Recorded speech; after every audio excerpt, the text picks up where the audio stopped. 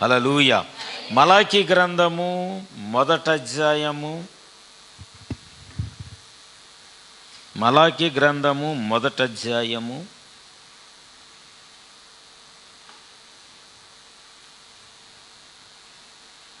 తీసారా? సహోదరుడు మాథ్యూ చదువుతాడు. దయచేసి 8, 9 వచనాలు.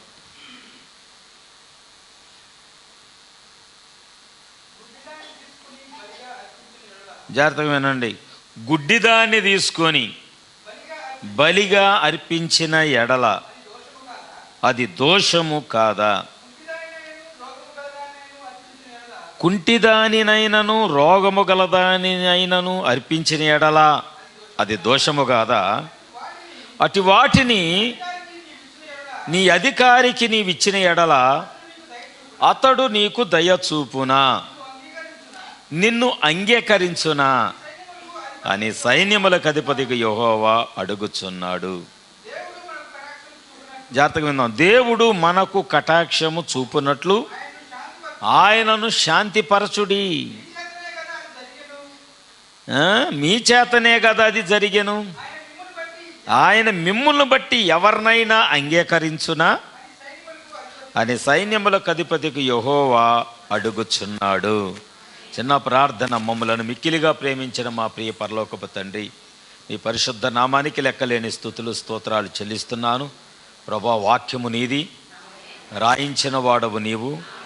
ఆయా అక్షరము వెనకున్న ఆత్మ నడిపింపు యొక్క వివేచన ఎరిగిన వాడవు నీవు. నీ లేఖనము ద్వారా మాట్లాడే దేవుడవు నీవు.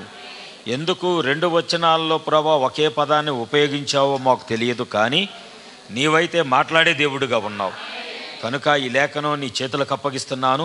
ప్రతి అభ్యంతరాన్ని, ఆటంకాన్ని తొలగించి మీరే మా మధ్యకు దిగివచ్చి మీరే మాట్లాడి ప్రభా, మరి రేపటి నుంచి నాయన మరి డెన్నీని, మోజెస్ డానియల్ని నాయన పెళ్లి కుమారుడుగా సిద్ధపరచుచుండగా ఈ కార్యక్రమం అంతటిలో మీరు తోడుగా ఉండండి ప్రభా.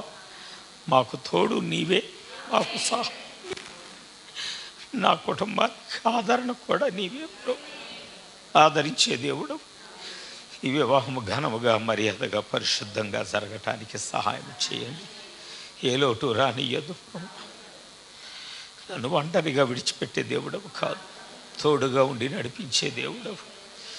నా తోడు నీవై ఉన్నావు ప్రభు. నాకు సమాధానమును నెమ్మదిని కలగచేయండి. టెన్షన్ కలగనియొద్దు. ఎక్కడ నా గుండెకు భారము కలగనివ్వద్దు. ప్రతి పరిస్థితిని ఇంటిలోనూ బయట కూడా సమాధానంగా ఉండులాగా నా సహాయం చేయండి. వివాహ విషయంలో కూడా అయా ప్రయాణం వచ్చుచున్న బిడ్డలకు కూడా మీరు తోడుగా, వాహనాల్లో వచ్చుచున్న వారికి తోడుగా ఉండు. దయగలిగిన ప్రభా, వారి ఎడల కృప చూపించి ఏ కీడు ఆపద ప్రమాదాలు జరగకుండా ఎంతో దూరం నుంచి వచ్చినా సరే ప్రభా, వారికి నీ కాపుదల రక్షణ దయచేయండి. వివాహమైన తర్వాత చక్కటి విందు జరగటానికి, అలాగే క్షేమముగా వారి తిరిగి గృహాలకు వెళ్ళటానికి, అలాగే మా బిడ్డలను వారు ఆశీర్వదించటానికి నీ కృపను గ్రహించి మేలు చేయమని యేసుక్రీస్తు నామములో ప్రార్థించి అడిగి వేడుకొంచున్నాను తండ్రి. మలాకి 1 అధ్యాయం 8, 9 వచనాలు ఏమనుందంటే, కుంటిదానినైనను రోగము గలదానినైనను అర్పించిన ఎడల అది దోషము కాదా? అట్టి వాటిని నీ అధికారికి నీవిచ్చిన ఎడల అతడు నీకు దయ చూపునా, నిన్ను అంగీకరించునా? ఈ మాట వినండి. అని సైన్యములకు అధిపతిగా యెహోవా అడుగుచున్నాడు. దేవుడు మనకు కటాక్షము చూపునట్లు అతన్ని శాంతిపరచుడి. అంటే అది మీ చేతిలోనే ఉంది కదా, అది మీ చేతనే కదా అది జరిగెను. ఆయన మిమ్మును బట్టి ఎవరైనా అంగీకరించునా అని సైన్యములకు అధిపతియగు యెహోవా అడుగుచున్నాడు. మీలో ఒకడు నా బలిపీఠము మీద నిరర్ధకముగా అగ్ని రాజబెట్టుకుండునట్లు నా మందిరపు వాక్యండ్లను మూయు వాడొకడు మీలో ఉండిన ఎడల మేలు. మీ యందు నాకు ఇష్టము లేదు, మీ చేత నేను నైవేద్యమును అంగీకరింపనని సైన్యములకు అధిపతికి యెహోవా సెలవిచ్చుచున్నాడు. మంచిదండి. ఇక్కడ 2 స్థలాలలో ఒకే మాటను ఆయన ఉపయోగించుచున్నాడు. ఒకటేమిటంటే నిన్ను అంగీకరించునా, అంగీకరించు. 2వ వచనంలో ఆయన ఏమంటున్నాడంటే, ఆయన మిమ్ములను బట్టి ఎవరినైనా అంగీకరించునా. ఈ మాట మీ హృదయంలో పెట్టుకొని వెళితే ఈరోజు మనం ఎంత భక్తి కలిగిన వారిమో అర్థమైపోద్ది. ఈ క్లిప్ లేదా?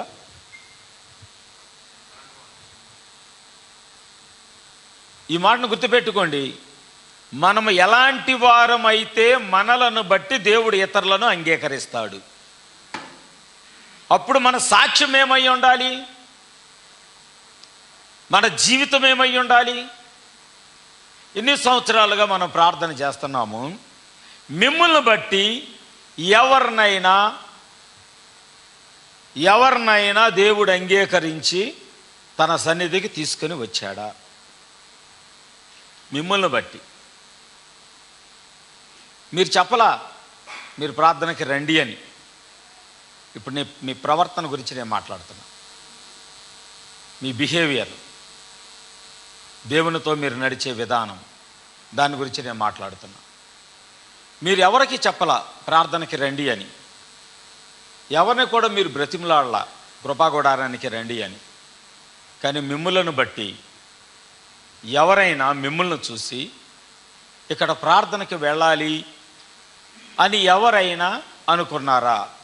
ఒకవేళ వారు వచ్చారంటే మిమ్మల్ని బట్టి దేవుడు వారిని అంగీకరించాడా? ఈ క్వశ్చన్ మనం ఇక్కడ వేసుకుందాం. దానికి నేను సంఘములో ఉన్నటువంటి ప్రతి కుటుంబానికి, మనందరికీ ఈ మాట వర్తించింది.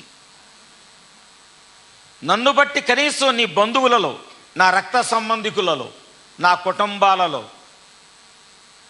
నేను ఎప్పుడు అనుకునేవాడిని మా అమ్మగారు తరపు వాళ్ళు ఎక్కువ క్రైస్తవంలో ఉన్నారు. ఏ రీతిగానైనా సరే వాళ్ళ అక్క చెల్లెళ్ళ పిల్లలైనా, వాళ్ళ అన్నయ్యల పిల్లలైనా, అలాగే వాళ్ళ యొక్క తోబుట్టువులు అంటే వేలు విడిచిన వాళ్ళు, కాళ్ళు విడిచిన వాళ్ళు ఉంటారు కదా, వాళ్ళ సంబంధించిన పిల్లలైనా ఏదో ఒక సంఘములోనో ఏదో ఒక సంస్థలోనో దేవుని యొక్క సన్నిధిలో జీవిస్తున్నారు. నేను ఎప్పుడు బాధపడతా, నా తండ్రి తరపు వారు ఏరెక్కడ? మాథ్యూ ఒక్కడే కనపడతాడు నాకు. అలాగే గాంధీ కుటుంబం ఒకటి కనపడతాడు. నేను ఎప్పుడు అనుకుంటా, నా తండ్రి తరపు వారు ఏరెక్కడ? నా రక్త సంబంధికులు ఏరెక్కడ? ఓ ఆత్మలు అలాగే నశించిపోవటమేనా? ఎందుకంటే మొన్న నేను కార్డులు ఇవ్వటానికి విజయవాడ వెళ్ళినప్పుడు అమ్మ అందరికీ ఇక్కడ మందిరంలో ప్రకటించబడే వాక్యాన్ని అందరికి పంపిస్తుంది అమ్మ.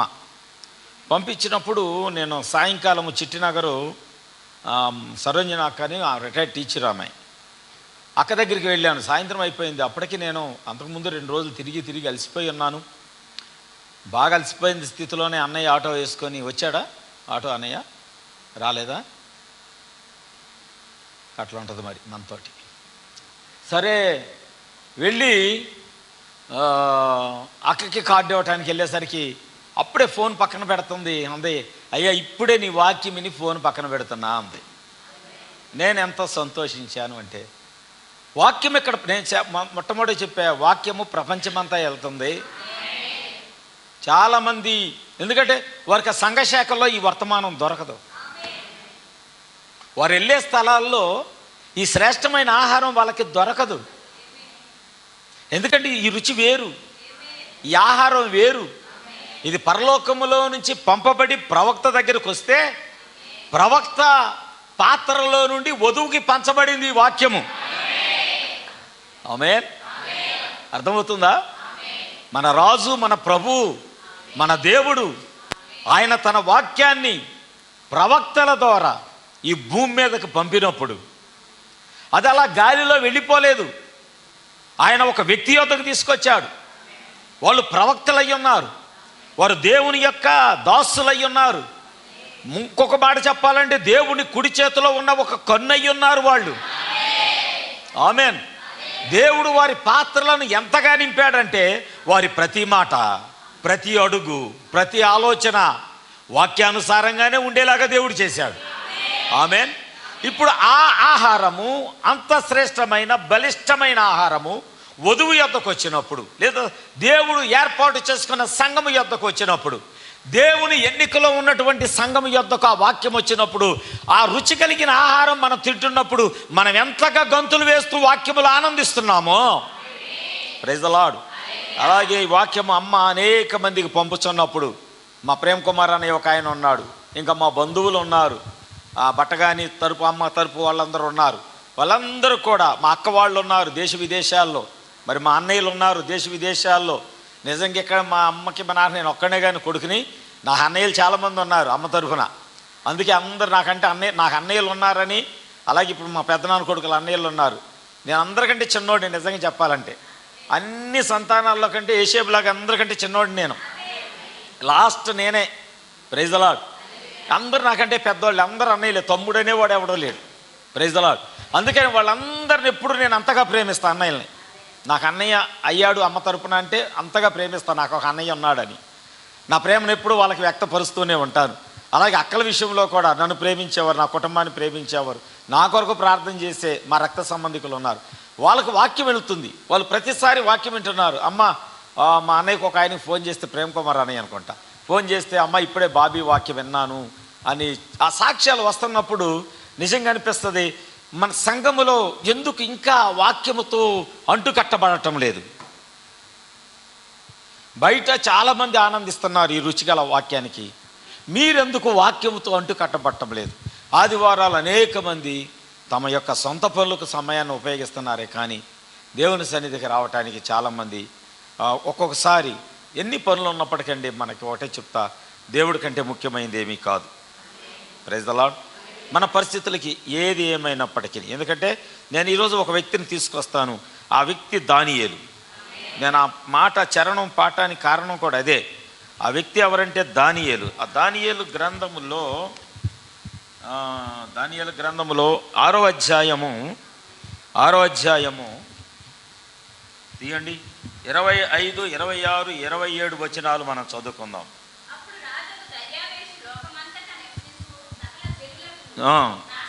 రాష్ట్రాలకి మాట్లాడు వారికి ఎలాగు రాయించాడు, మీకు క్షేమాభివృద్ధి కలుగుగాక,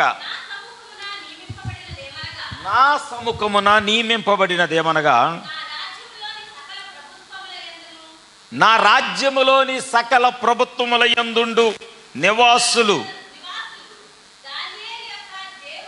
దానియేలు యొక్క దేవునికి భయపడుచు ఆయన సముఖమున వణుకుచుండవలెను. ఆయనే జీవము గల దేవుడు, ఆయనే యుగయుగాలుండువాడు, ఆయన రాజ్యము నాశనము కానేరదు, ఆయన ఆధిపత్యము తుదిమట్టుకుండును. జాగ్రత్తగా విందాం. ఆయన విడిపించువాడును రక్షించువాడునయ్యుండి పరమందును భూమి మీదను సూచక క్రియలు ఆశ్చర్య క్రియలు చేయువాడు. ఆయనే సింహాల నోట నుండి ఈ దానియేలును రక్షించెను అని రాయించెను. ఆమేన్. అబ్బాబా, దేవుని బాహుబలం ఎలాంటిదో మనకి ఇక్కడ కనబడుతుంది. ఇక్కడ ప్రవక్త ఏమని మాట్లాడుచున్నాడో తెలుసా? దానియేలు దేవునికి ఎంతో విధేయుడై ఉండిన కాలం అది. నా సేవ యొక్క ప్రస్తుత దశ అనే వర్తమానంలో 62వ సంవత్సరము 9వ నెల 8వ తారీఖున ప్రవక్త మాట్లాడి 74వ పేరాలో ఉన్నటువంటి మాట నేను చెబుతున్నాను. దానియేలంట దేవునికి ఎంతో విధేయుడుగా ఉన్న కాలము. ఎందుకు ఈ మాట చెప్పవలసి వచ్చిందంటే, ప్రవక్త కూడా ఒకప్పుడు ఆయన రాజ్యములో దానియేలు చాలా గొప్ప పేరు కలిగినటువంటి వ్యక్తి. ఆయన ఆమేన్. ఎన్నో విషయాలు బోధించాడు ఆయన దానియేలు రాజ్యములో. అవునా? రాజుకి కావలసిన విషయాలన్నీ దేవుని జ్ఞానము చేత దానియేలు తెలియచేస్తూ ఉండేవాడు. అవునా? సోది చెప్పేవారికి కూడా జ్ఞానాన్ని నేర్పించాడు. ఇక్కడ మీకు ఒక మర్మయుక్తమైన మాట కూడా చెప్పాలి.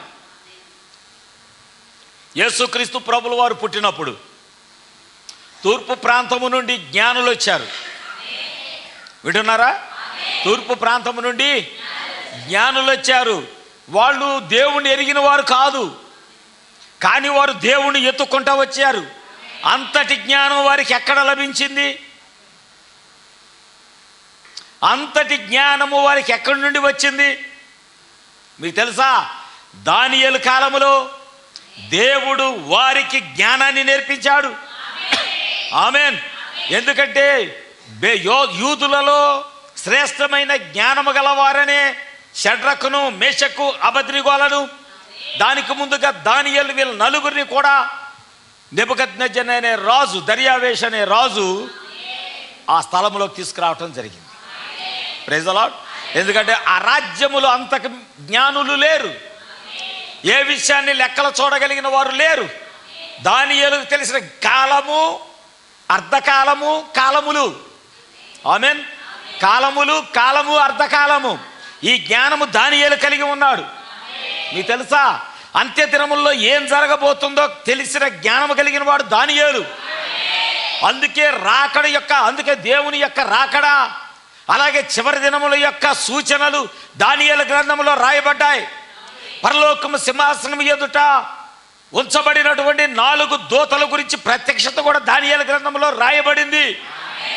ఆమేన్ చెప్తారా? దానియేలా, నీకింత జ్ఞానం ఎక్కడిది? జ్ఞానము దేవుని యొద్ద నుంచి రావాలి. చాలామంది పిల్లలు చదువుకుంటారు, చదివింది మర్చిపోతారు. నిజంగా నేను ఇప్పుడు ఇన్ని వర్తమానాలు చెప్పానా, నాకు ఏది గుర్తుండదు. గుర్తుండదు, ఒక్క వాక్యం గుర్తుండదు. మరలా బలిపీఠం దగ్గరికి వచ్చిన తర్వాత దేవుడు ఇక్కడ ఉంది, ఇక్కడ ఇది ఉంది, ఇక్కడ ఇది ఉందని దేవుడు తీసుకెళ్తా ఉంటాడు. ఒక్క వర్తమానాలు గుర్తుండదు. అప్పుడప్పుడు మాథ్యూ అంటాడు, మొన్న ఆదివారం వాక్యం చెప్పాను, ఏం చెప్పానని తెలియదు నాకు, మర్చిపోతా. పోయినా గురువారం ఏం చెప్పాను కూడా నాకు సరిగ్గా గుర్తుండదు.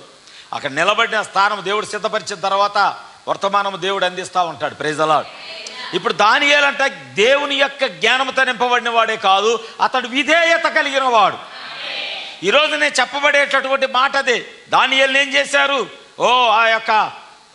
అతను అన్నాడు, పారసీలకు కూడా ఆయన జ్ఞానాన్ని నేర్పించాడు. దర్యావేషు పాలన క్రింద దేవుని పక్షమున నిలబడిన వాడు దానియేలు ఒకడే. ఆమేన్. దానియేలు దేవుని యొక్క వాక్యముతోనే నిలబడి ఉన్నాడు. అతడు ఆ కాలములో, ఆ పారసీకుల యొక్క కాలములో, లేకపోతే ఆ దేశములో ఒక్కడితో కూడా కలవలేదంట దానియేలు. వింటున్నారా? దాని అర్థం ఏంటి? వారి ఆచారాల్లో కానీ, వారి సిద్ధాంతాలు, కట్టుబాటుల్లో కానీ ఎందులో కూడా దానియేలు కలవలేదు. దానియేలుని ప్రతివాడు పరిశీలన చేస్తున్నాడు. దానియేలు ఎంత జ్ఞానం కలిగిన వాడు ఎలాగయ్యాడు? మేము తినే ఆహారం ఆయనకి నచ్చదు. ఆమేన్. వాళ్ళు మాంసాలు తింటున్నారు, పందులు తింటున్నారు, ఇంకా బీఫ్ తింటున్నారు, రకరకాల జంతువులను కోసి తింటున్నారు, బలమైన శ్రేష్టమైన ఆహారం తీసుకుంటున్నారు. దానియేలు అంటున్నాడు, వద్దు, నాకు ఆకుకూరలు చాలు, నాకు ఆకుకూరలు చాలు. అందుకే సహజంగా ఈ మటను, ఈ బీఫ్ మన తలకి మందమతిని తీసుకొస్తుంది. తెలుసా మీకు? కొద్దిగా బ్రెయిన్ మొద్దుతనంగా అయ్యేలాగా చేస్తుంది. అప్పుడప్పుడు అంటావు, ఏంట్రా ఎంత మొద్దోడివి, ఏంది అంటున్నావు నువ్వు? అర్థమైందా? Praise the Lord. అంటే దానియేలు ఆకుకూరలతో జ్ఞానం, అంటే ఆకుకూరలు తింటే జ్ఞానం వచ్చిందని కాదు, జ్ఞానం ఇచ్చేవాడు దేవుడు అయి ఉన్నాడు. హల్లెలూయా. అందుకే ఆయన పరిశీలన చేశారు, ఆ రీతిగా ఒకవేళ జ్ఞానం పొందుకుంటున్నాడేమోనని. ఆమేన్. కానీ అతడు దేవుని యొక్క కాలాలన్నీ చూశాడు దానియేలు. పారసీలకు కూడా జ్ఞానాన్ని తెలియజేశాడు, సోది చెప్పే వాళ్ళకి ఆ జ్ఞానాన్ని తెలియజేశాడు. ఆ రాజ్యములో ఉన్నటువంటి ప్రజలకు దానియేలు అనేక మందికి జ్ఞానాన్ని నేర్పితే వారిలో నుంచి వచ్చిన వారే తూర్పు దేశపు జ్ఞానులు. ఏ సమయంలో నక్షత్రం వస్తుంది, ఏ సమయంలో రాజు పుడతాడు, వాళ్ళు ఎల్లప్పుడూ నక్షత్రాలను గమనించగలిగిన జ్ఞానము నేర్పింది ఎవరు అంటే ఒక క్రైస్తవుడే. Praise the Lord. హల్లెలూయా. చాలామంది ఈ లోకంలో ఇప్పుడైతే రకరకాల కాంట్రవర్సీలు వచ్చేసినాయి. మేమే చేసాం, మేమే అది చేసాం. లేదండి, ఈ భూమి మీద ఉన్న ప్రతి దానిని చేసింది క్రైస్తవుడే. Praise the Lord. హల్లెలూయా. దేవుడి చిత్తము లేకుండా భూమి మీద ఏవి జరగట్లేదు. దీన్ని మీరు గుర్తుంచుకోండి. Praise the Lord. అంతేకాదు, మరి దానియేలుని ఏం చేశారు? స్థానిక సంఘం అంతా కలిసి సింహాల బోనులోకి, నేను ఒకటే చెప్తా, సేవకుణ్ణి, కుటుంబస్తులైనా సంఘమైనా ఎవరైనా సరే సేవకుణ్ణి సింహాల బోనులోకి నెట్టొద్దు. ఇంటివారైనా, సంఘమైనా, ప్రైజ్ ది లార్డ్, విశ్వాసులైనా ఎవరైనా కానీ సేవకుణ్ణి సింహాల బోనులోకి నెట్టొద్దు. ఆ పరిస్థితులను తీసుకురావద్దు. అలాంటి పరిస్థితి సేవకుడికి కలగనివ్వకూడదు. Praise the Lord. మీకు అర్థమవుతుందనే చెప్పుచున్నది. ఆయన సింహాల బోనులో త్రోసివేశారు. కానీ దేవుడు ఏం చేశాడో తెలుసా? ఎవరైతే సింహాల బోనులో వేయటానికి శాసనం రాశారో ఆ రాజు యొక్క హృదయాన్ని దేవుడు మార్చేశాడు. ఆమేన్. ఆ రాజు యొక్క హృదయాన్నే దేవుడు మార్చేశాడు. దాని అర్థం ఏంటి? ప్రవక్త చెప్తున్నాడు, దానియేలు చేస్తున్న సేవకు రాజు యొక్క హృదయాన్ని మార్చడాన్ని బట్టి దేవుడు దానియేలు యొక్క సేవకు దేవుడు ముద్ర వేశాడు. ఆమేన్, ఆమేన్, ఆమేన్. చూసారా? ఒక రుజువు. దానియేలా, నీవు సేవించుచున్న దేవుడే నిజమైన వాడు. ముద్రపడిపోయింది. దానియేలు, నీ ప్రవర్తన చాలా గొప్పది. ముద్రపడిపోయింది. దానియేలు, ఈ లోకంలో లోక సంబంధమైన దేనితో కూడా నువ్వు కలవటం లేదు, నువ్వు ప్రత్యేకించబడిన వాడిగా ఉన్నావు. ముద్రపడిపోయింది. నువ్వు దేవునికి విధేయుడివై వాక్యమునకు మాత్రమే లోబడిన వాడిగా ఉన్నావు. ముద్రపడిపోయింది. ఇప్పుడు రాజు మారాడు. రాజు మారి ఏం చేస్తున్నాడు? తాకీదు పంపిస్తున్నాడు. ఎలాంటి తాకీదు పంపిస్తున్నాడు? ఇందాక మనం చదువుకున్నాం. సకల ప్రజలకు, సకల రాష్ట్రాలకి. ప్రవక్త ఏమన్నాడంటే ప్రపంచం మొత్తానికి అంటున్నాడు. Praise the Lord. ప్రవక్త ఏమని మాట్లాడుతున్నాడంటే ప్రపంచం మొత్తానికి తాకీదులు పంపించాడంట. నా రాజ్యములోని సకల ప్రభుత్వాలు యందుండు నివాసులు. అవునా? ఆయన ఏమని రాయించాడు? మీకు క్షేమాభివృద్ధి కలగాలంటే దానియేలు యొక్క దేవునికి భయపడుతూ ఆయన సముఖమున వణుకుచుండవలెను. Praise the Lord. హల్లెలూయా. ఏంటంట? మీరు క్షేమముగా ఉండాలి అంటే 25వ వచనంలో అదే మాట రాయబడింది. మీకు క్షేమాభివృద్ధి కలగాలి అంటే 26వ వచనంలో అంటున్నాడు, దానియేలు యొక్క దేవునికి భయపడుచు ఆయన సముఖమున. ఎందుకంటే ఆయనే జీవగల దేవుడు, ఆయనే యుగ యుగాలుండువాడు, ఆయన రాజ్యము నాశనము కానేరదు, ఆయన ఆధిపత్యము తరతరాలుండును. ఆమేన్. ప్రవక్త ఏమన్నాడు తెలుసా? ఒకవేళ నీవు అలాంటి పరిస్థితుల్లో సింహాల బోనులో పడవేయబడినప్పటికీ కూడా, ప్రైజ్ ది లార్డ్, సింహాల బోనులో మనుషుల చేత, లోకము చేత నువ్వు నిజముగా యథార్థమైన వ్యక్తిగా ఉండి, యథార్థంగా జీవించుతున్న వ్యక్తి అయి ఉండి, మనుషుల చేత, లోకము చేత సింహాల బోను అలాంటి పరిస్థితుల్లోకి నెట్టివేయబడినప్పటికీ దేవుడంట వాళ్ళ హృదయాలను మార్చడాన్ని బట్టి, ప్రైజ్ ది లార్డ్, నిజముగా దానియేలు ఎప్పుడైతే విడిచిపెట్టబట్టం జరిగిందో, ప్రవక్త ఏమని మాట్లాడుతున్నాడు తెలుసా? ఆ మనుషులు ఒకరిని విడిచిపెట్టినప్పుడు, అనగా ఆ సమయములోనే నిజముగా వాక్యము పక్షమున నిలిచి ఉన్న దైవదాసులను, వారి సేవను దేవుడంట ఆ సేవకి వారికంట కిరీటాన్ని ధరింపచేసి ఆ సమయములోనే దేవుడంట వారికి దేవుని యొక్క బిడ్డలుగా ముద్ర వేస్తాడంట. చెప్పింది అర్థమైందా? దానియేలు విడిపించబడగానే ఇప్పుడు దానియేలు ఎలా ఉన్నాడు? రాజు కంటే గొప్పవాడిగా ఉన్నాడు. ఇప్పుడు దానియేలుకు ఒక కిరీటం వచ్చింది. దానియేలు లాంటి యథార్థవంతుడు ఎవడో లేడు, దానియేలు లాంటి నీతిమంతుడు ఎవడో లేడు, దానియేలు లాంటి ప్రార్థనా పరుడు ఎవడో లేడు. Praise the Lord. దానియేలు లాగా దేవునికి విధేయులై జీవించువాడు ఎవడో? ఇవన్నీ కిరీటాలే. నీ నెత్తి మీద పెట్టే కిరీటాల గురించి కాదు దేవుడు మాట్లాడేది. నీ నెత్తి మీద పెట్టే కిరీటాల గురించి కాదు దేవుడు మాట్లాడుచున్నది. దేవుడిచ్చే కిరీటం. ఆమేన్. ఇప్పుడు దేవుడు ఏం చేస్తున్నాడు? దానియేలును బట్టి ఆ రాజ్యములో ఉన్న సకల ప్రజలను దేవుడు క్షమిస్తావన్నాడు. ఎవరిని బట్టి? దానియేలును బట్టి. ఈరోజు మరి నిన్ను బట్టి నీ ప్రార్థన. దానియేలు ఎవరినన్నా అడిగాడా? మీరు యేసుప్రభుని తెలుసుకోండి, యేసుప్రభుని తెలుసుకోండి, ఇంకా రక్షణ పొందండి, మారు మనసు పొందండి, బాప్తిసం తీసుకోండి, ఎవరినన్నా అడిగాడా? ఎవరినైనా ప్రేరేపించాడా? అడగలా. కానీ దానియేలు యొక్క ప్రార్థన బట్టి, దానియేలు యొక్క విధేయతను బట్టి, దానియేలు వాక్యమునకు లోబడిన విధానాన్ని బట్టి, వాక్యము ఎవరితో కూడా దానియేలు కలవక ఒక ప్రత్యేకమైనటువంటి దేవుని సేవకుడిగా, దేవుని జ్ఞానముతో నింపబడిన వాడిగా ఉండటాన్ని బట్టి ఆ రాజ్యములో ఉన్న ప్రజలందరూ కూడా దానియేలును బట్టే రక్షించబడ్డారు. ఆమేన్. అందుకని ఈ రోజున మనం దేవునికి నీ ప్రార్థన శ్రేష్టమైనదిగా ఉండాలి. వినండి వినండి వినండి, ప్రార్థనలో స్వార్థం ఉండకూడదు. నన్నే దీవించయ్యా, మా ఇంటి పక్క వాళ్ళని దీవించొద్దు. మాకే బిల్డింగులు ఇవ్వయ్యా, మా ఇంటి పక్క వాళ్ళు ఎప్పుడు వాళ్ళ పూరుగుడిసెలోనే ఉండాలి ప్రభువా. ఇయా మన ప్రార్థనలు, స్వార్థముతో కూడిన ప్రార్థనలు. ఎందుకంటే దేవుడు అన్నాడు, నీ పొరుగు వారిని నువ్వు ప్రేమించవలెను. ఆజ్ఞ. నీ పొరుగు వారిని నువ్వెంత అభివృద్ధి చెందుతున్నావో ప్రభా, నా ప్రక్క వారిని కూడా, నా సేవకుడిని కూడా, నా ప్రక్కనున్న కుటుంబం, నా రక్త సంబంధికులను కూడా అంతగా అభివృద్ధి పరచు ప్రభా. ఇది ఒక యథార్థమైన ప్రార్థన. ఇష్టపడుతున్నావా? ఎందుకైనా నాకు తెలియదు. మలాకి 1:8-9 దేవుడు అంటున్నాడు, మనం కూడా మన ప్రార్థనలో స్వార్థం ఉంటే నీ ప్రార్థన బట్టి దేవుడు ఇతరులను ఎలా అంగీకరిస్తాడు? ఇది గుర్తుపెట్టుకో. నీ ప్రార్థనలో స్వార్థం ఉంది. ఒక రోజున నీ కుటుంబస్తులకి ఆపద వచ్చింది.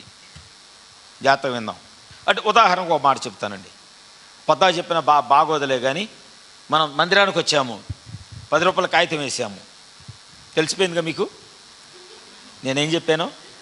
10 రూపాయల కాగితం వేసాను, దానికి ప్లాస్టర్ ఉంది, కర్ణాలు ఉన్నాయి, బాగా బహుశా అనుకుంటా ఎర్రజరువులో పని చేస్తా ఆ చెమట పట్టిన చేతులతో ఆ కాగితాన్ని 4 సార్లు పట్టుకొని, అదే తగరం అంటే ప్లాస్టర్ అంటే అదే.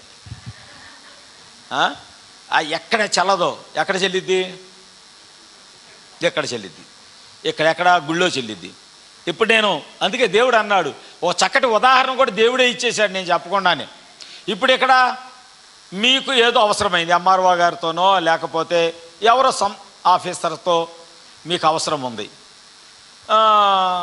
లేదా నీకు ఒక పని చేయించుకోవాలి, నీకు వారితో పని ఉంది. పని ఉన్నప్పుడు నువ్వేమనుకున్నావంటే వాళ్ళకి ఏదైనా చిన్న బహుమానం తీసుకెళ్దాం అనుకున్నావు. ఒక గంపడు మామిడికాయలు తీసుకెళ్దాం అనుకున్నావు. మామిడికాయల కాలం ఎండింగ్ అయిపోతుంది కనుక మనం మామిడికాయల గురించి మాట్లాడుకుందాం.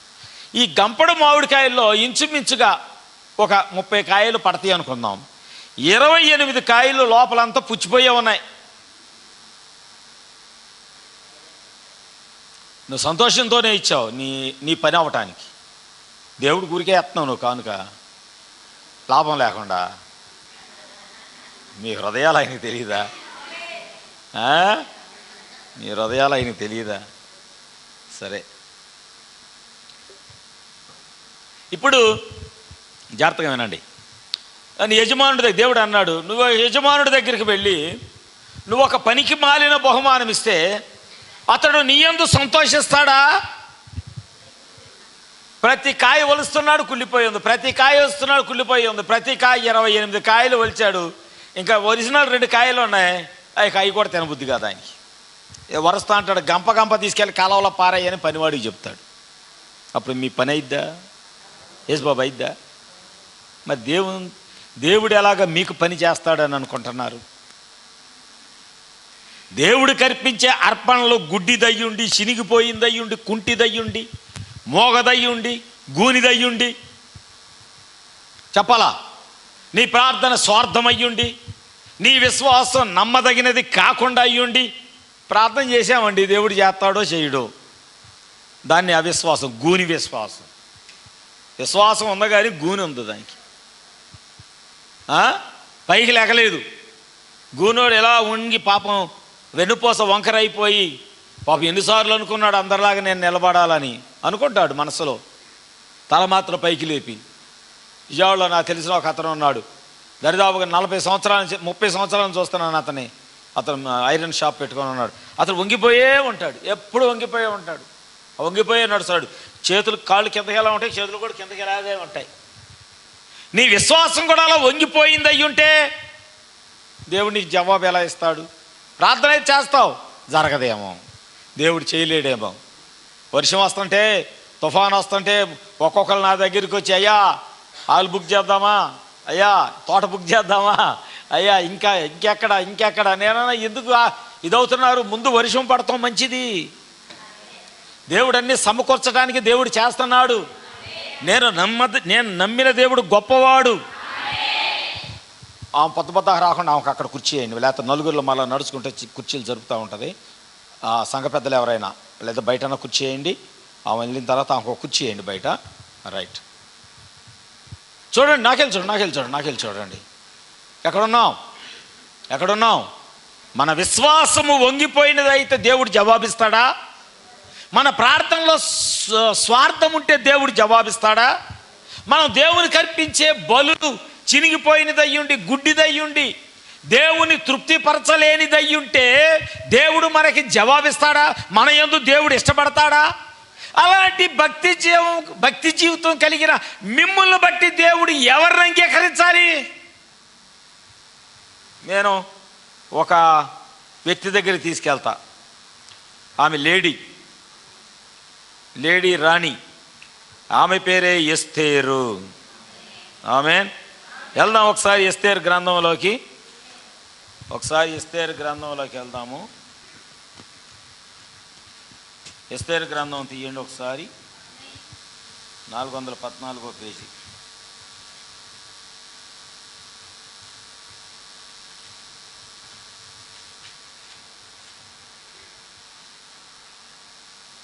రైట్.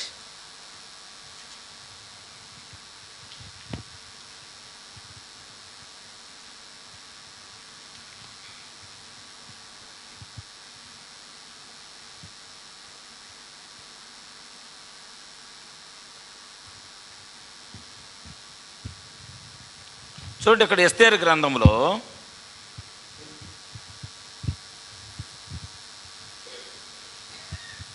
హామాన్ అనేవాడు ఒకడు ఉన్నాడు. అగాగీయుడైన ఎవరు? అగాగీయుడైన హామాను. వీడి హృదయం ఎలాంటిది చెప్పండి? యూదులను, మీకు వాక్యం టకటక వెళ్ళిపోవాలి మైండ్లో. యూదులంటే ద్వేషం, యూదులంటే అసహ్యం. ఎందుకంటే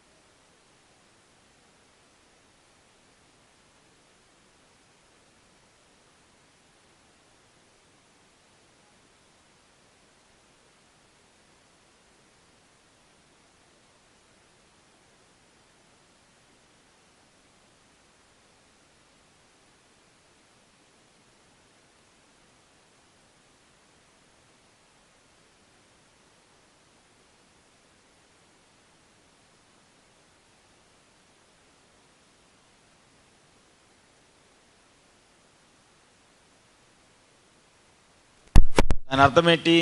శత్రువు ఇంకా మిగిలే ఉంటాడు. దేవుడు చెప్పాడు, సౌలా ఒక్కడిని కూడా మిగలించొద్దు, ఒక్కడిని కూడా విడిచిపెట్టొద్దు. దేవుని యొక్క ఆజ్ఞ. కానీ ఆడేం చేశాడు? ఒకడిని బానిసగా తెచ్చుకున్నాడు. అక్కడ విత్తనం వేశాడండి. ఆ విత్తనం పెరిగి పెరిగి వృక్షమై ఎస్తేరు గ్రంథం దాకా పాకింది ఆ సంతానం. ఇప్పుడు ఏం జరిగింది? దేవుని బిడ్డల మీదే పగ పెంచుకున్నాడు ఆ శత్రువు. అందుకే దేవుడికి తెలిసేట జరిగిద్ది. దేవుని బిడ్డలను ఎప్పుడు శత్రువులుగానే చూస్తారు. Praise the lord. ప్రార్థించేవారిని ఎప్పుడు లోకము శత్రువులుగానే చూసిద్ది. కనుక శత్రుశేషం ఉండకూడదనే దేవుని వాగ్దానం. అందుకే ఇశ్రాయేలీలు యుద్ధం స్టార్ట్ చేస్తే తుడిచిపెట్టేదాకా ఆపరవాళ్ళు. వాడొచ్చి క్షమాపణ పొందుకొని, అయ్యా మిమ్మల్ని క్షమించండి, ఇశ్రాయేల్తో మేము యుద్ధం చేయలేము అని అనేక దేశాల కాళ్ళు పట్టుకుంటే అప్పుడు వాళ్ళు రాయబారాలు నడిపితే తప్ప యుద్ధం ఆపటం అనేదే లేదు ఇశ్రాయేలీలు. ఆమేన్. శత్రు దేశము ఒక్కటి కూడా ఉండకూడదు. దేవుని ఆజ్ఞ వాడు ఎవడైనా కానీ ప్రపంచంలో. ఆమేన్. చూడండి, అలాంటి పరిస్థితుల్లో ఎస్తేరుకి వార్త తెలిసింది. ఏమని? హామాన్ అనేవాడు రాజు ఉంగరం రాజముద్ర తీసుకొని ఒక శాసనం రాయించాడు, యూదులందరినీ నాశనం చేయమని. వాళ్ళలో ప్రథముడు మొర్దెకై ఉండాలని. ఆమేన్. ఎలాంటి జడ్జిమెంట్ ఇస్తున్నాడంటే, మొర్దెకైని ఉరి తీయాలి, యూదులను ఉరి తీయాలని వాడేం చేశాడు? తన ఇంటికి వెళ్ళాడు, తన భార్యకి చెప్పాడు, తన పిల్లలకి చెప్పాడు, తన కుటుంబం అంతా చెప్పాడు. ఈ రోజున నేను రాజు యొక్క స్థానంలో నేను నిలబడుతున్నా. వింటున్నారా? రాజు యొక్క స్థానంలో నేను నిలబడుతున్నా. కానీ ఇదిగో మన వెనక ఉరికొయ్యి ఒకటి కట్టాలి. ఎందుకంటే యూదుణ్ణి, నాకు నమస్కారం చేయని వాడిని తీసుకొచ్చి మన ఇంటి వెనక ఉరి తీయాలి. ఉరికమ్మం కట్టాడండి హామాను, ఉరికమ్మం కట్టాడు. కానీ ఇక్కడ ఏం జరుగుతుందో తెలుసా? రాజకోటలో ఎస్తేర్ అనే ఒక స్త్రీ, దేవునికి విధేయురాలు, ప్రార్థించేది, దేవుని యొక్క విలువలు తెలిసినది. ఎంతటి విశ్వాసం అంటే, నా దేవుడు ఏదైనా చేయగలడు, నా తండ్రినే కాదు, నా యొక్క వంశావళినే కాదు, యూదుల జాతిని అంతటిని కూడా నా దేవుడు రక్షించగలడు. అలాంటి గొప్ప విశ్వాసంతో ఉపవాసం ఉండి ప్రార్థన చేస్తుండగా ఎస్తేరు యొక్క ప్రార్థనను బట్టి, ఆమేన్ ఆమేన్ ఆమేన్, ఎస్తేరు యొక్క విశ్వాసాన్ని బట్టి, ఎస్తేరు యొక్క నమ్మకాన్ని బట్టి, ఎస్తేరు యొక్క విధేయతను బట్టి దేవుడు ఏం చేస్తున్నాడు తెలుసా? యూదులలో ఒక్క ఆత్మ నశించకుండా దేవుడు రక్షించడం ప్రారంభించాడు. ఆమేన్ ఆమేన్ ఆమేన్ హల్లెలూయా హల్లెలూయా. ఈరోజు మన ప్రార్థనలను బట్టి ఎవరైనా అంగీకరించబడుతున్నారా? మన ప్రార్థనలను బట్టి ఎవరైనా రక్షించబడుతున్నారా? మనం చేసే ప్రార్థనలను బట్టి కనీసం ఒక్క కుటుంబమైనా వీరెక్కడికి వెళుతున్నారో అక్కడికి ప్రార్థనకి వెళ్ళాలనే ఆలోచన అయినా కలిగిస్తున్నారా? నీ ప్రార్థనలు బట్టి ఒక్క కుటుంబానైనా దేవుడు నీ తరపున అంగీకరిస్తున్నాడా? మిమ్ముల్ని బట్టి నేను వారిని అంగీకరించేదనా అని ఒక క్వశ్చన్ వేస్తున్నాడు దేవుడు. అంటే మనలో ఏం లేదు? ఆ విధేయత, ఆ తగ్గింపు, ఆ ప్రార్థన, అలాంటి విశ్వాసము, అలాగ వాక్యమునకు లోబడే స్వభావము. అంతేకాదు ఇతరుల యొక్క ఆచారాలు, కట్టుబాట్లు. చాలా స్థలాల్లో ప్రార్థన చేసే స్థలాల్లో మనం చూస్తామండి, వారి కుటుంబాల్లో మనం చూస్తూ ఉంటాము. పెళ్ళిళ్ళు వస్తే హిందువుల ఆచారాలు, హిందువుల కట్టుబాట్లు. అసలు వెడ్డింగ్ కార్డు రాగానే దీనికి ఒక 10 కేజీలు సెంటు, 15 కేజీలు పసుపు, 10 కేజీలు సెంటు, 15 కేజీలు పసుపు. ఇట్టెత్తే తీసుకోరా, ఎట్టిత్తే రారా. అన్యుల ఆచారాలు, అన్యుల యొక్క ఆచారాలు. చూడండి, మనం దేవుని బిడ్డలం, మన దేవుని ప్రజలం. ఆడపిల్లలకి చేతి నిండా గోరింటాకు పెళ్ళిళ్ళు అనగానే దేవుని వాక్యం చెప్తుంది అలా చేయకూడదు అని. పెళ్ళిళ్ళు అనగానే లిప్స్టిక్లు, పెళ్ళిళ్ళు అవగానే జుట్టు కత్తిరించుకోవటాలు సైజు వారి. మనం క్రైస్తవులమేనా? ఇంకా అప్పుడు నిజంగా ఎవరో దేవుని యొక్క సన్నిధికి వెళ్ళాలి అని ఎవరో ఒక కుటుంబం ఆశ కలిగి ఉంటుంది. ఆ కార్యక్రమంలో నిన్ను చూస్తారు. ఇక చేతుల నిండా గోరింటాకు, పేదాల నిండా లిప్స్టిక్, జుట్టు కత్తిరించుకొని, క్రైస్తవుల్లో ఏంటండి ఇది, వాక్యం మీద అలా చేయకూడదని చెబుతుంది. మీకు కావాలి నేను చూపిస్తా. కళ్ళ కాటికి పెట్టుకోకూడదు, ముక్కు కడియం పెట్టుకోకూడదు, చెవులకి రింగులు పెట్టుకోకూడదు, ధరించకూడదు. ఏమండి, బంగారము అలంకరణగా వేసుకోకూడదు, స్త్రీ జుట్టు కత్తిరించుకోకూడదు. అవునా? అవునా కదా? ఇవన్నీ బైబిల్లో ఉన్నాయా లేవా? లేకపోతే నేను చేస్తాను చెప్తుంది తప్పు అవుతుంది. అవునా? చూడండి, ఇవన్నీ ఈ అలంకరణ చూడగానే వాళ్ళు ఏమనుకుంటారంటే, మొన్న ఒక అన్యుల పెళ్ళికి వెళ్ళాము, వాళ్ళు అలాగే ఉన్నారు. క్రైస్తవ పెళ్ళికి వచ్చా, వీళ్ళు ఇలాగే ఉన్నారు. మనం ఎక్కడికి వెళ్ళినా ఒకటి. అంటే నిన్ను బట్టి లేదా మనల్ని బట్టి, మన భక్తిని బట్టి, మన విశ్వాసాన్ని బట్టి, మన క్రియలను బట్టి ఒకవేళ ఇతరులు అంగీకరించబడకుండే వారిగా, దేవుని చేత అంగీకరించబడే వారిగా ఉండకుండినట్లయితే ఏమవుతాయంటే ఆత్మలు నశిస్తాయి. ఏమవుతాయి? వారి ఆత్మలు నశిస్తాయి. ఆ స్థితిలో మనం ఉండకూడదు. అలాగ మనం దేవునికి వ్యతిరేకమైన వారిగా ఉండకూడదు. అవునండి. ఎస్తేరు యొక్క ప్రార్థనను బట్టి యూదులందరూ రక్షించబడ్డారు. కానీ యూదులకు వ్యతిరేకంగా నిలబడిన వారి కుటుంబాలు, ఏ ఊరైతే యూదుల కొరకు సిద్ధపరిచాడో రాజు ఆజ్ఞ ప్రారంభించాడు. ఆ ఎస్తేరు ప్రార్థన చేస్తుండగా రాజు హృదయాన్ని దేవుడు మార్చాడు. ప్రైజ్ ది లార్డ్, హల్లెలూయా. నా భార్య తరపు వారి కుటుంబానికి ఇలా జరగబోతుందా? లేదు, ఇలా జరగకూడదు. నిజంగా అతను క్రైస్తవుడు కాదు, భార్య మాత్రమే ప్రార్థన చేసేది. నేను ఈరోజు స్త్రీలకు అదే చెప్తున్నా, మీరు ప్రార్థన చెయ్యండి, చెయ్యండి, చెయ్యండి. నిజంగా మీ భర్తలందరూ మారుతారు, మీ పిల్లలందరూ మారుతారు, మీ కుటుంబమే మార్పు చెందిద్ది. ఒక రోజున మీ కుటుంబం ఎదుట బోర్డు ఉంటుంది, ఇది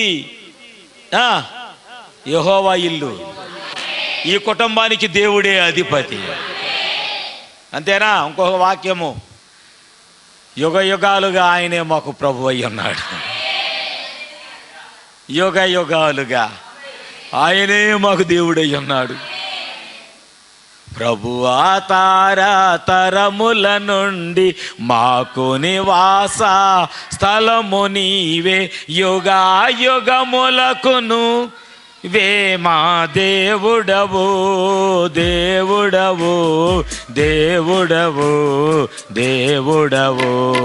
ప్రభువా తారా తరముల నుండి నివాస స్థలము నీవే, యుగా యుగములకును నీవే మా దేవుడవు, దేవుడవు.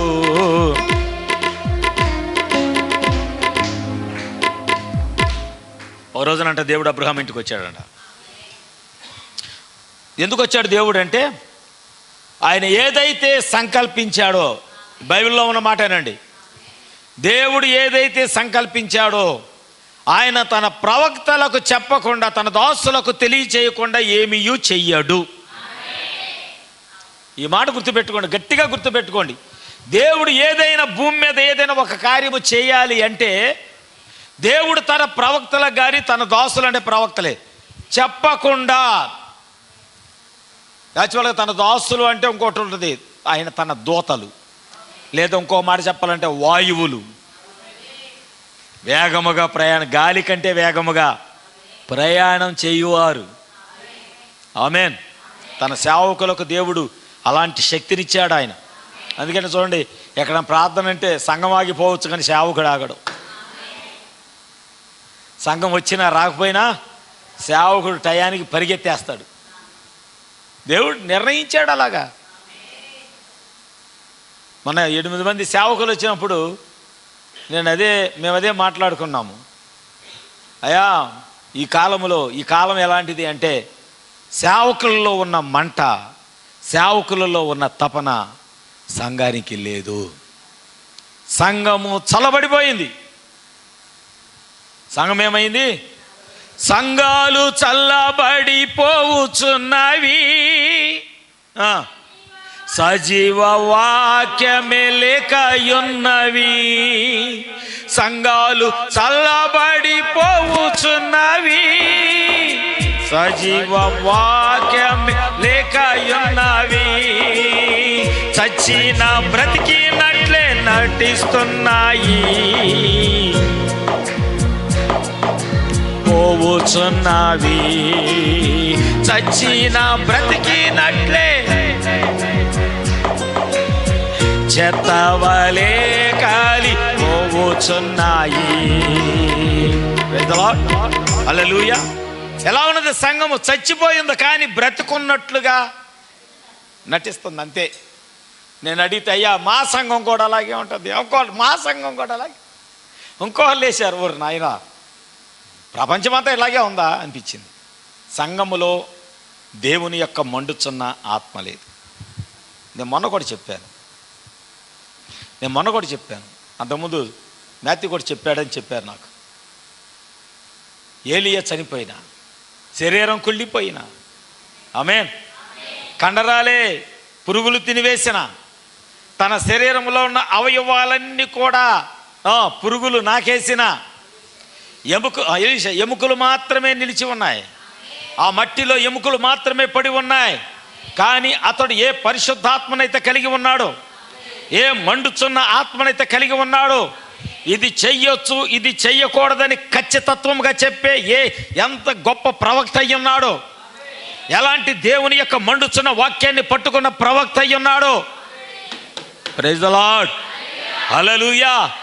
ఆ మండుచున్న ఆత్మ ఎముకల్లో ఇంకా రన్నింగ్ పాదరసం లాగా అటు ఇటు ఇటు అటు లోపల మంట తిరుగుతూనే ఉంది. నేను అనుకుంటున్నా, ఆ మంట ఆ ఎముకలు అనుకోని ఉంటాయి, ప్రభా ఎప్పుడు నీ స్వరమైన పడింది, ఎప్పుడు లేగాలి. బాబా, సంఘానికి అలాంటి ఆశ ఉంటే, ఆ ఎముకలకున్న ఆశ, భూమిలో పాతివేయబడి ఎండిపోయి ఆ యొక్క శరీరం లేకుండా, దేహము లేకుండా, కండరము లేకుండా పరిశుద్ధాత్మతో మండుచున్న ఆ ఎముకలకు, చచ్చిపోయి ఎండిపోయిన ఎముకలకున్న ఆశ ఈరోజు మనకి ఉంటే. ఓ రోజు నేను చెప్పాను, కుళ్ళిన లాజరు శవము దేవుని స్వరమింది. 4 రోజుల క్రితం చనిపోయిన, కానీ అంతకు ముందు 4000 సంవత్సరాలుగా చనిపోయిన ఎండిపోయిన ఎముకలు దేవుని స్వరాన్ని విన్నాయి. ఆమేన్. 2000 సంవత్సరాలుగా పాతాళములో, మరణ లోకములో ఉన్న పరిశుద్ధుల యొక్క దేహాలు కూడా పాతాళములో ఉన్నాయి, అవి కూడా దేవుని స్వరాన్ని విన్నాయి. మరి మనకెందుకు వినపడటం లేదు?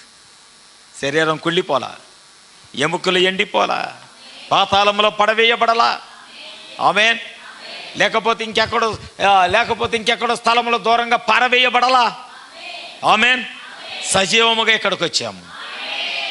దేవుడు రక్షించువాడని పాటలు పాడాం, నీవేనా రక్షణ, నీవేనా నిరీక్షణ పాటలు పాడాం, ఆమేన్.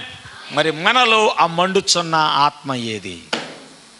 నా దేవుడు కార్యము చేయగలడు అని ఆ మండుచున్న ఆత్మ ఏది? ఎస్తేరు వలె, నా దేవుడు నన్ను సింహాల బోను నుండి విడిపించగలడని దానియేలులో ఉన్న విశ్వాసపు జీవితం ఏది మనలో? అబ్రహాం దేవుని దగ్గరికి వచ్చి మొట్టమొదటి అన్ని విషయాలు చెప్పి లేచి అన్నాడు, అబ్రహామా నేను వెళ్తా కానీ వెళ్ళే ముందు నీకు చిన్న మాట చెప్పాలి. ఏంటి ప్రభువా? ఏ లేదు, నేను అనుకున్నది నీకు చెప్పకుండా నేను దాచలేను, కానీ నేను సొదొమను నాశనం చేయడానికి వచ్చాను. యాక్చువల్గా అసలు నేను వచ్చిన కార్యక్రమం ఏంటంటే, సొదొమని అగ్ని గంధకాలతో కురిపించి, అంతకుముందే ఒక గొప్ప శుభవార్త విన్నాడు. వాగ్దాన పుత్రుడు అబ్రహాం హృదయం ఎంత గంతులేసిందో, నా ప్రార్థన ఫలించింది, నా విశ్వాసం నెరవేర్చబడే సమయం వచ్చింది, నా నిరీక్షణ వ్యర్థం కాలేదు, నేను కట్టుచున్న బలిపీఠం యొక్క ప్రార్థన దేవుని సన్నిధికి చేర్చబడింది. ఆమేన్, ఆమేన్, హల్లెలూయా. కనుక దేవుడు నా ప్రార్థన వింటున్నాడు, ఆలకిస్తున్నాడు, జవాబిస్తున్నాడు. దేవుడు చేయగలడన్నటువంటి సంతోషం హృదయంలో ఉప్పొంగుతున్న వేళ దేవుడు ఆ మంచం మీద నుంచి లేచి, అబ్రహామా మరి నేను బయలుదేరినా? ప్రభువా ఉండు ప్రభువా. అబ్బా, దేవుడు మన దగ్గరికి కూడా అలా వస్తే, మన యేసయ్య మన కుటుంబంలోకి మన దేవుడు వెళ్ళనిస్తావా? ప్రభు వెళ్ళొద్దు, నన్ను విడిచి వెళ్ళొద్దు ప్రభు, నా కుటుంబాన్ని దాటిపోవద్దు, నా ఇంటిని దాటి నా జీవితాన్ని దాటిపోవద్దు ప్రభు. అబ్రహామా, ఇక నేను వెళ్తా, ఇక నేను వెళ్ళవలసిన సమయం వచ్చింది. నేను వచ్చిన పని ఏమిటో తెలుసా? నేను సొదొమను నాశనం చేయటానికి వచ్చాను. ఒక భయంకరమైన ఉగ్రత నేను భూమి మీదకి తీసుకొని రావటానికి వచ్చాను. ఇంతవరకు భూమి మీదకి ఎన్నడూ రానటువంటి ఒక భయంకరమైన ఉగ్రత, అగ్ని గంధకాలు కురిపించి నాశనం చేయటానికి వచ్చాను. నేను అనుకుంటున్నాను, అప్పటి వరకు అబ్రహాము హృదయంలో ఎంతో సంతోషము, ఆనందము పొంగింది. కానీ ఒక్క సెకండ్లో నేను అనుకుంటున్నా వెంటనే ప్రభు పాదాలు పట్టుకొని ఉంటాడు, బ్రతిమలాడుకొని ఉంటాడు. ప్రభువా, 50 మంది ఉంటే రక్షించవని, 40 మంది ఉంటే రక్షించవు, 30 మంది ఉంటే రక్షించవు. అబ్రహాం ప్రార్థన చేస్తున్నాడు దేవుడికి. అబ్రహాము ప్రార్థన దేవుడు వింటున్నాడు. ఇంకా బ్రతిమలాడుకుంటున్నాడు, అయ్యా 25 మంది ఉంటే ప్రభు, 15 మంది ఉంటే ప్రభు, కనీసం 10 మంది అన్నావు, వారిని రక్షించవా? 5 ఉన్నా నువ్వు రక్షించవా ప్రభువా? ఎందుకో తెలుసు, అబ్రహాం బ్రతిమలాడుతుంది. తన రక్త సంబంధి లోకములో ఉన్నాడు, సొదొమలో తన రక్త సంబంధి ఉన్నాడు. ఆ కుటుంబం నశించకూడదని అబ్రహాం ప్రార్థన చేస్తున్నాడు. ప్రభు, ఒక్క కుటుంబానైనా నువ్వు రక్షించవా? ఒక్క కుటుంబానైనా రక్షించు. ఈరోజు మీరు ప్రార్థన చేస్తున్నారా? నీ రక్త సంబంధికులు రక్షించబడాలని, నీ తండ్రి తరపు వారు రక్షించబడాలని, నీ తల్లి తరపు వారు రక్షించబడాలని అలాంటి ప్రార్థనలు చేయగలుగుతున్నావా? అబ్రహాము యొక్క ప్రార్థనను బట్టి నాశనము రాకమునిపే, ఉగ్రత రాకమునిపే దేవుడు ఏం చేస్తున్నాడో తెలుసా? లోతు కుటుంబాన్ని బయటికి విడిపించాడు, లోతు కుటుంబాన్ని తప్పించాడు. అబ్రహామును బట్టి దేవుడు వారిని అంగీకరించాడు. నిజంగా వారు పాపములోనే ఉన్నారు, నిజంగా వారు సొదొమలోనే ఉన్నారు. అయినను అబ్రహాము యొక్క విశ్వాసముతో కూడిన ప్రార్థనను బట్టి లోతు కుటుంబాన్ని దేవుడు రక్షించాడు. వారిని అంగీకరించి దేవుడు రక్షించాడు. ఈరోజు నీ ప్రార్థన అంగీకరించి దేవుడు ఎవరినైనా రక్షిస్తున్నాడా? ఎవరినైనా రక్షిస్తున్నాడా? ఎవరినైనా నీ ప్రార్థన బట్టి నీ బంధువుల్లో ఎవరినైనా రక్షిస్తున్నాడా? మనం దేవునికి శ్రేష్టమైనవి ఇవ్వటం లేదు కనుక నీ ప్రార్థన దేవుడు అంగీకరించట్లా. నీ విశ్వాసము శ్రేష్టమైనది కాదు గనుక గుడ్డిది, గూనిది, కుంటిది, పనికి మాలింది మన యజమానుడైన మన దేవునికి ఇస్తున్నాం గనుక దేవుడు అంగీకరించటం లేదు. ఆయన నీ ప్రార్థన ఒప్పుకోవటం లేదు. అందుకే అన్నాడు కదా, యోబు యొక్క స్నేహితులు, అయ్యా మమ్మల్ని రక్షించవా అంటే దేవుడు అన్నాడు, యోబును బట్టి మాత్రమే నేను మిమ్మల్ని అంగీకరిస్తాను. కానీ 42 అధ్యాయంలో ఉంటుంది, చదవద్దు. కానీ యోబు గ్రంథం 42లో ఉంటుంది. ఆ యోబు యొక్క స్నేహితుల యొక్క బలులు, అర్పణల గురించి దేవుడు మాట్లాడతాడంటాడు. ఈ బలులు, అర్పణలు మీదిస్తే నేను అంగీకరించను, కానీ మీ కొరకు నిత్యము ప్రార్థన చేస్తున్న యోబును బట్టి నేను మిమ్మల్ని అంగీకరిస్తా. యోబు ప్రార్థన బట్టి నేను మిమ్మల్ని అంగీకరిస్తా. ఆమేన్, ఆమేన్. ఈరోజు మనం ఎలాంటి దేవునికి ఇస్తున్నాం? మన ప్రార్థన అంగీకారంగా ఉందా? మన భక్తి అంగీకారంగా ఉందా? ప్రార్థన చేసుకుందాం.